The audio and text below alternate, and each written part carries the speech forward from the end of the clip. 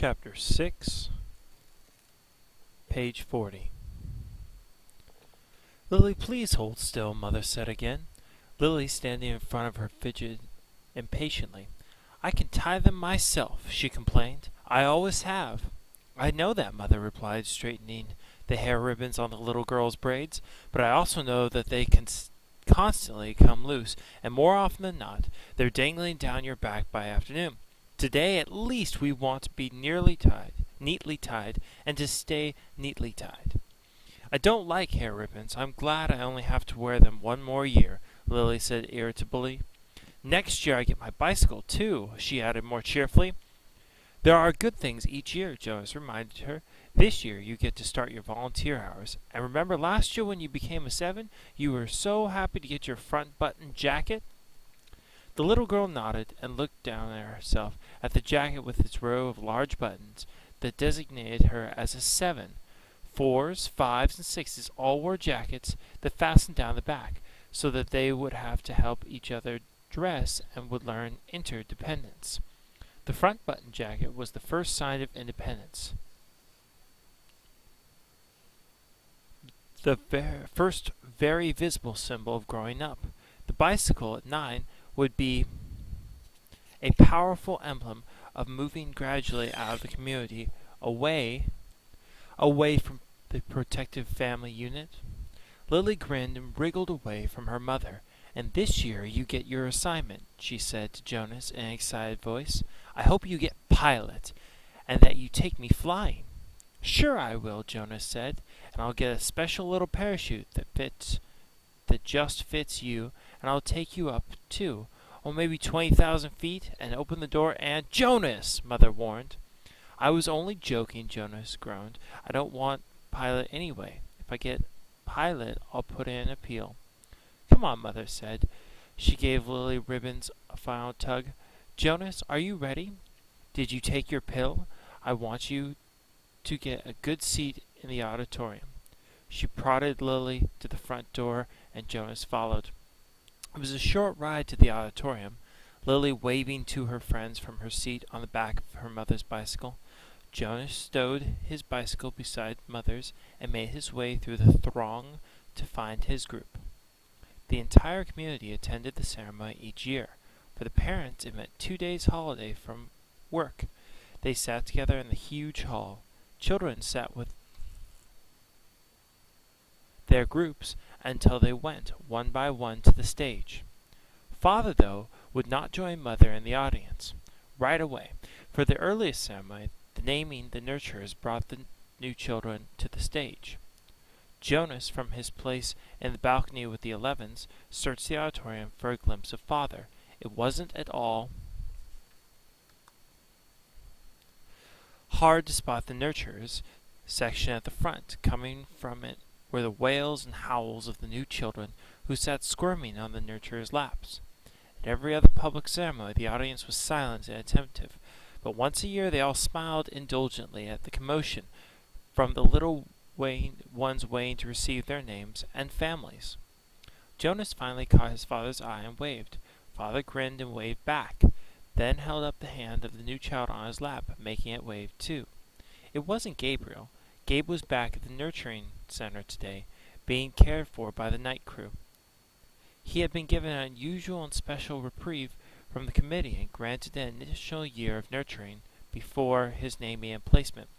Father had gone before the committee with a plea on behalf of Gabriel, who had not yet gained the weight appropriate to his days or of life, nor began to sleep soundly enough at night to be placed with his family unit. Normally, such a new child would be labeled inadequate and released from the community. Instead, as a result of Father's plea, Gabriel had been labeled uncertain and given the additional year. He would continue to be nurtured at the center and would spend his nights with the Jonas' family unit. Each family member, including Lily, had been required to sign a pledge that they would not become attached to his little temporary guest, and they would relinquish him without protest or appeal when he was assigned to his own family unit at next year's ceremony. At least, Jonas thought, after Gabriel was placed next year, they would still see him often because he would be part of the community. If he were released, they would not see him again, ever. Those who were released, even as new children, were sent elsewhere and never returned to the community. Father had not had to release a single new child this year, so Gabriel would have represented a real failure and sadness. Even Jonas, though he didn't hover over the little one the way Lilian, his father, did, was glad that Gabe had not been released. The first ceremony began right on time, and Jonas watched as one after another each new child was given a name and handed by the nurturers to its new family unit. For some, it was a first child, but many came to the stage accompanied by another child, beaming with pride to receive a little brother or sister, the way Jonas had when he was about to be a 5. Asher poked Jonas's arm. "Remember when we got Philippa?" he asked in a loud whisper. Jonas nodded. It had only been last year. Asher's parents had waited quite a long time before applying for a second child. Maybe, Jonas suspected, they had been so exhausted by Asher's lively foolishness that they had needed a little time. 2 of their group, Fiona and another female named Thea, were missing temporarily, waiting for their parents to receive new children. But it was rare that there was such an age gap between children in a family unit. When her family's ceremony was completed, Fiona took the seat that had been saved for her in the row ahead of Asher and Jonas. She turned and whispered to them, "He's cute, but I don't like his name very much." She made a face and giggled. Fiona's new brother had been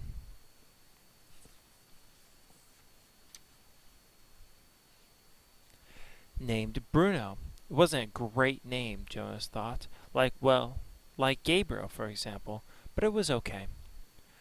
The audience applause, which was enthusiastic at each naming, rose in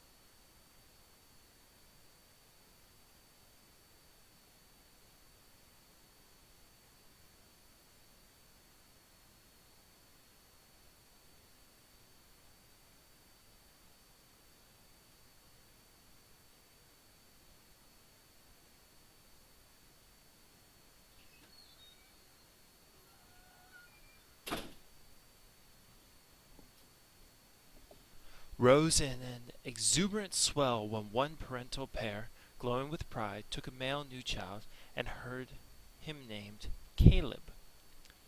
This new Caleb was a replacement child. The couple had lost their first Caleb, a cheerful little 4. Loss of a child was very, very rare. The community was extraordinarily safe, each citizen watchful and protective of all children. But somehow the first little Caleb had wandered away unnoticed and had fallen into the river.